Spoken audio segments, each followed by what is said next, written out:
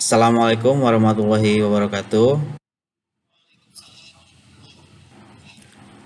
Selamat sore, salam sejahtera bagi kita semua. Alhamdulillah hari ini kita bisa berkumpul meskipun dalam tatap maya ya, tatap muka online jadi tatap maya.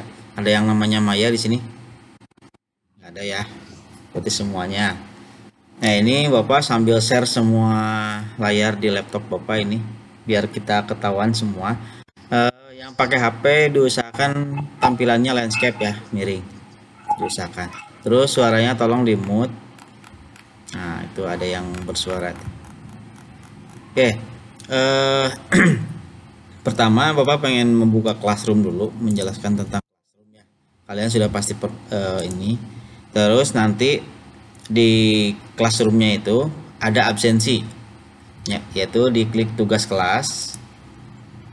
Nah, di situ ada absensi. Ya, di sini. Nah, di tugas kelas ada absensi. Kalian tinggal checklist hadir di sini. Checklist hadir, kemudian serahkan. Ya, atau kalau lebih jelasnya lihat pertanyaan. Nah, di sebelah kanan. Nah, di sini ada keterangannya. Silahkan klik atau pilih checklist hadir sebagai tanda kehadiran. Kirimkan, serahkan atau turn in ya. Klik hadir, nanti klik hadir, kemudian serahkan. Nah, itu sebuah bentuk absensi kehadiran. Nah, ini dibatasi, ada deadline waktunya itu sampai 17.30 nanti. Tolong kasih tahu teman-temannya yang nggak bisa pertemuan meet ini, tolong diisi absensi kehadirannya. Nah, itu untuk absensi kehadiran. Oke, Bapak cek di sini di sistem sistem akademik ya. Kelas ini ada 32 orang. Kelas ini ada 32 orang. Ya, tapi Bapak lihat di Classroom ada 34 orang. Ya, termasuk Bapak sendiri. Bapak sebagai siswa juga, sebagai teacher juga. Oke. Yang pertama absensi tadi, yang kedua jumlah mahasiswa. Nah, selanjutnya yaitu tentang RPS. RPS tahu ya, RPS. Nah, RPS itu yaitu rencana pembelajaran semester. Jadi apa saja yang mau dipelajari dalam mata kuliah ini ya, pengantar aplikasi komputer. Langsung saja ke bawah. Nah, ini deskripsi mata kuliahnya. Mata kuliah pengantar aplikasi komputer merupakan mata kuliah yang mempelajari mengenai komponen utama dan kemampuan aplikasi dari suatu sistem komputer yang membantu dalam pengolahan data menjadi informasi untuk digunakan sebagai dasar pengambilan keputusan bisnis dalam sebuah perusahaan.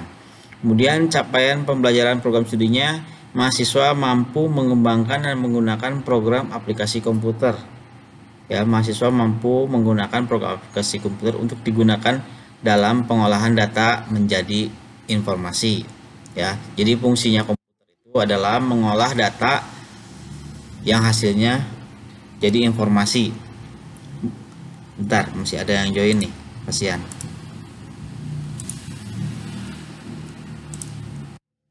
Selanjutnya capaian pembelajaran mata kuliah. Setelah melakukan pembelajaran mata kuliah ini, mahasiswa mampu mengaplikasikan data dan informasi untuk pengambilan keputusan yang tepat sesuai dengan proses bisnis perusahaan. Jadi intinya apa yang dikerjakan oleh aplikasi komputer itu hasilnya menjadikan informasi yang dapat mengambil keputusan nantinya ke depannya seperti apa. Nah, idealnya pengantar aplikasi komputer ini pertemuan pertama yaitu menjelaskan tentang hardware dan software komputer. Idealnya kalau kita tatap muka di kelas offline itu mahasiswa Bapak menjelaskan tentang hardware dan software komputer. Ada yang tahu hardware komputer itu apa? Silakan yang bisa menjawab di unmute aja. Ada yang tahu hardware komputer itu apa dan software komputer? Ya, hardware itu perangkat keras. Perangkat keras dan software itu perangkat lunak. Ya. Hardware perangkat keras. Jadi anu digegel teas eta hardware ya. Ya, laptop tah hardware itunya apa? Hardware itu ada tiga macam, yaitu ada input device, ada process device, dan output device. Inputnya seperti contoh keyboard, mouse, mikrofon. Ada yang join lagi? Bentar.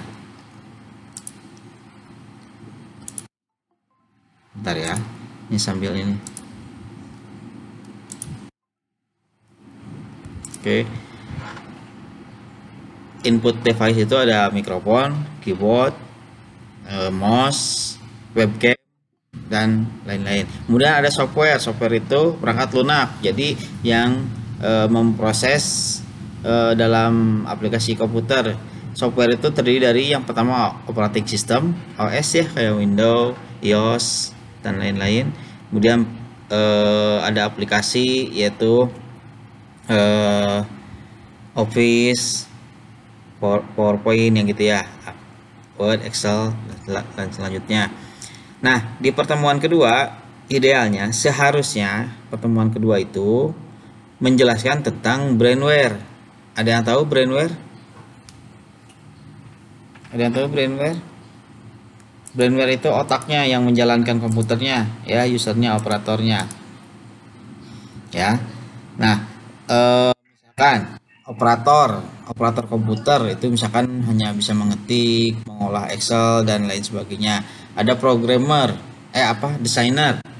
Desainer itu mampu menjalankan aplikasi seperti CorelDRAW, Photoshop, dan lain-lain. Kemudian ada programmer, itu bisa menjalankan atau membuat program HTML, PHP, MySQL, dan lain sebagainya. Nah, pertemuan ketiga dan keempat ini harusnya kita praktek, ya, praktikum. Nanti kalau misalkan kalau Bapak kan di sini orang teknis ya, praktisi. Jadi lebih senang dengan praktek langsung offline di lab komputer. Kalau online seperti ini bingung. Aduh, ayo nunggu gorowokan. Aduh. Bentar. Bapak mute dulu. Oke. Ya, jadi nanti kita prakteknya yang pertama yaitu tentang Microsoft Word. Tapi kembali kita kan online nih. Tidak mungkin ada Bapak bisa ngecek gimana kemampuannya. Tapi Bapak asumsikan kalian sudah bisa mengoperasionalkan Microsoft Word, ngetik-ngetik mah bisa urutnya. Ngetik-ngetik mah bisa. Bapak ini pakai dua layar nih. Yang satu melihat kalian, yang satu melihat presentasi. Ya, jadi rada kayak itu kan dia. Ya, Microsoft Word Bapak asumsikan kalian sudah bisa ngetik. Ya, mengatur margin, kiri kanan, atas bawah, mengganti huruf, tebal, miring, italik, ya. Bapak asumsikan kalian sudah bisa. Nah, di sini nanti dipraktekannya Microsoft Word itu tentang salah satunya membuat surat massal. Ada yang tahu surat massal? Surat massal itu membuat satu surat tapi ditujukan kepada banyak orang. Bisa 100 orang, 1000 orang. Pernah bikin seperti itu? Pakai ini aja, pakai isyarat aja, bisa atau enggaknya? Bisa ya? Bisa nggak bikin surat massal? Membuat satu surat ditujukan kepada banyak orang. Itu menggunakan mailmerge. Jadi kombinasi antara Microsoft Word dan Microsoft Access. Jadi menyimpan data penerimanya, database penerima suratnya itu di Microsoft Access. Selanjutnya selain mailmerge, surat massal itu membuat daftar isi otomatis. Ada yang tahu membuat daftar isi otomatis? Nah, itu sangat penting nanti daftar isi otomatis itu untuk kalian membuat skripsi. Jadi henteu manual, titik halaman hiji, titik halaman 100 kan gitu. Tapi ini kita membuat daftar isi secara otomatis. Maksudnya otomatis itu seperti apa? Harusnya kita praktek. Bapak bingung ngejelaskan di dia. Ya. Nah, selanjutnya pertemuan selanjutnya yaitu tentang Excel. Ini agak rumit tentang Excel ya, mengolah angka. Microsoft Word tadi mengolah kata, kalau mengolah angka itu Excel. Ya, di sini mahasiswa diharapkan mampu membuat workbook, worksheet, ya, melakukan perhitungan formula dasar, aritmatika dasar, ya, dan mengerjakan fungsi logika if, and, dan or. Pernah kan ya, pasti kalian pernah lah. Yang namanya calon mahasiswa tujuannya ke akuntansi, Bapak yakin kalian pasti bisa tentang Excel, if, and, or, dan lain-lain, logika if, ya. Nah, selanjutnya, pertemuan selanjutnya, mahasiswa mampu memahami dan mengerjakan fungsi baca data, VLOOKUP dan HLOOKUP, ya. Nah, mampu mengerjakan data sort, ya. Nah, terakhir nanti di UTS UAS itu tentang Microsoft Access, ya. Mahasiswa mampu memahami membuat database tahu ya, database itu basis data. Jadi misalkan kita membuat toko, misalkan toko online, stok barang. Dalam stok barang misalkan kita punya toko sepatu merek Nike, misalkan itemnya ada 10 di gudangnya. Kemudian di tokonya ada penjualan satu piece, satu pasang sepatu. Nah, ketika berhasil dijual, otomatis stok barangnya berkurang satu. Nah, itu nanti kita belajar bagaimana mengolah database seperti itu, membuat toko online.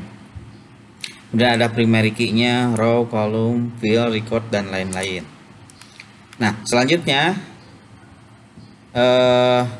sebelum UAS itu mahasiswa mampu mengirimkan semua tugas-tugasnya dan kuisnya ke server di kampus. Nanti ada tutorialnya, ya. Jadi aplikasinya hanya 3, Word, Excel, dan Access. Itu juga biasanya tidak cukup waktunya kalau offline, apalagi sekarang online. Nah, kelas lain ada yang meminta untuk offline, belajar di lab, di labcom di kampus. Nah, Bapak pengen nanya kalian, ada kemungkinan nggak kita belajar offline di lab? Pernah lihat lab di kampus? Ya, kalau misalkan setuju, nanti Bapak usahakan untuk minta izin ke prodi. Bapak minta izin ke prodi untuk perkuliahan secara offline. Itu juga mungkin harus dengan protokol kesehatan atau menggunakan sesi-sesi. Misalkan diizinkannya cuma 10 atau 15 orang. Nah, itu nanti tinggal di sesi-sesi aja. Enak sih ke kaliannya, tapi bapaknya jadi double ngajarnya, nggak apa-apa sih. Oke, yaitu tentang RPS, ya. Kalian ini sendiri aja protokolnya nanti tugas bapak melobi prodi, pihak program studi, ya, untuk meminta izin untuk praktek di lab. Tapi kan kadang-kadang jam segini itu masih kerja, ya. Nah, sampai sini tentang RPS ada yang ditanyakan nggak? Microsoft Word, tentang surat massal, daftar isi otomatis, dan lain-lain. Excel, mampu aritmatika dasar, fungsi logika if, and, dan or, ya. Excel, masih Excel, fungsi baca data, VLOOKUP dan HLOOKUP. Kemudian akses, membuat database, ya. Nah, ini semua tolong dicatat juga. Ini semua bisa kalian pelajari juga di YouTube channel Bapak. Lain promosinya, ya. Lain promosi, nggak apa-apa, santai aja sama Bapak, santai aja. Nah, ini YouTube channel Bapak nih, ya. Masih sedikit sih subscribernya, masih 622. Video Bapak udah 36. Bisa tinggal dicari Amal Gunawan, ini profilnya ini ya, fotonya. Nah, isinya ini ya, video-videonya kebanyakan tentang nah ini tentang kebanyakan apa, materi pembelajaran semua ya.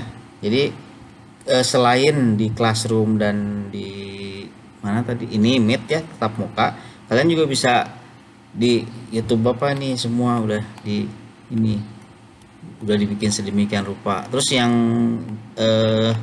apa, acara-acara PKKMB kemarin juga Bapak udah ini udah apa, udah simpan semua di YouTube ya. Semua pada ikut kan PKKMB online, ikut ya. Nah ini dokumentasinya udah ada di YouTube Bapak semua, karena emang Bapak sebagai host di sana, di Zoom meetingnya Bapak sebagai host. Jadi tanggung jawab Bapak untuk merekam kemudian mengupload ke YouTube. Jadi yang ketinggalan materi tentang itu bisa ditonton lagi. Nah itu ya. Nah di YouTube channel Bapak ini silakan nanti ya Bapak kasih linknya di grup WA ya, nggak apa-apa ya, di grup WA. Nanti tolong di subscribe juga. Nah sampai sini ada ditanyakan nggak? Sampai sini mana tadi? Nah ini ada yang tanyakan nggak? Sok silakan dibuka aja mic-nya. Soalnya ini udah Bapak rekam nih. Ini pertemuan ini juga Bapak rekam nih. Udah 28 menit. Pertemuan kita ini, pertemuan satu ini Bapak rekam ini. Nanti hasilnya Bapak upload juga, nanti Bapak share. Jadi yang ketinggalan bisa nonton lagi. Ya. Nggak apa-apa. Nggak apa-apa. Udah motor-motor ketinggalan nama helm hungkul. Ya. Nah, udah 33 orang ya, padahal absennya 32. Itu teh Bapak di ieu aya 3 tuh Bapak. Nggak ada. Nah, kalau jangan ke rumah, ke kampus aja. Kampus aja. Di rumah mah bisa ngaliwat jadi jadi ngaliwat, jadi ngusep, anu resep ngusep mah. Gitu. Ya. Untuk pertemuan pertama gimana? Rosa Eka baru masuk. Gimana? Ada yang bertanya barusan? Kenapa? Gimana? Iya, satu mata kuliah ini. Satu mata kuliah apa aja. Nah, kalau dosen lain saya nggak tahu masih gimana. Masih materinya. Enggak, cuma satu mata kuliah satu semester. Kan satu mata kuliah itu satu semester. Nah, nanti kedepannya kalau misalkan kita ada rezeki ketemu lagi nanti insya Allah kita ketemu di mata kuliah sistem informasi manajemen. Nanti itu Bapak akan membahas tentang membuat website, gimana caranya membuat website, membuat pemrograman berbasis web, kayak bikin toko online yang tadi e-commerce dan lain-lain. Mudah-mudahan kita ketemu lagi nanti ada mata kuliah itu ya. Kalau Bapak fokusnya ke situ, jadi membuat sesuatu yang berbasis teknologi. Kalau Bapak kan teknologi semua. Oke, ada lagi pertanyaan? Kalau tidak, Bapak tutup aja. Kita lanjutkan koordinasi di WA group atau di mana tadi, Classroom ya. Bapak cek dulu absensinya udah pada masuk belum.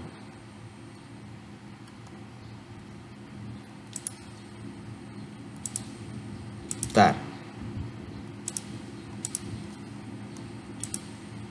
Oh iya, udah pada masuk. Ade Ridwan belum absen di Classroom. Ananda Astri belum absen ya. Eka nanti batasnya 17.30 batas absensinya. Ya, itu nanti menambah akumulasi nilai. Termasuk subscribe juga, nanti tolong di screenshot kirim ke Bapak. Wis, wajib jadinya subscribe. Nggak apa-apa ya, demi kemajuan, demi motivasi Bapak membuat siapa udah nih ada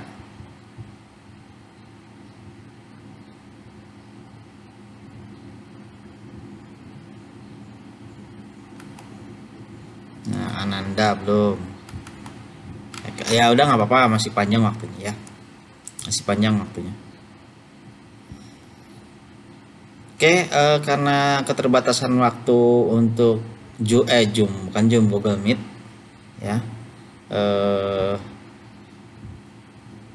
kita akhiri saja dulu ya. Kita koordinasi lagi nanti di Classroom atau di WA Group atau di Japri WA. Ya, jadi kalau online itu tidak terbatas pada jadwal kuliah. Kita bisa koordinasi kapan saja. Tanya jawab bisa kapan saja. Enaknya enaknya online seperti itu. Tapi entong nanya jam 12 malam ya. Sekian ngerti iya pas jam 12 malam nanyakan. Tapi insya Allah dibalas gua pakai jam 12 jam 1 nah lah paling ya. Oke ya, cukup ya.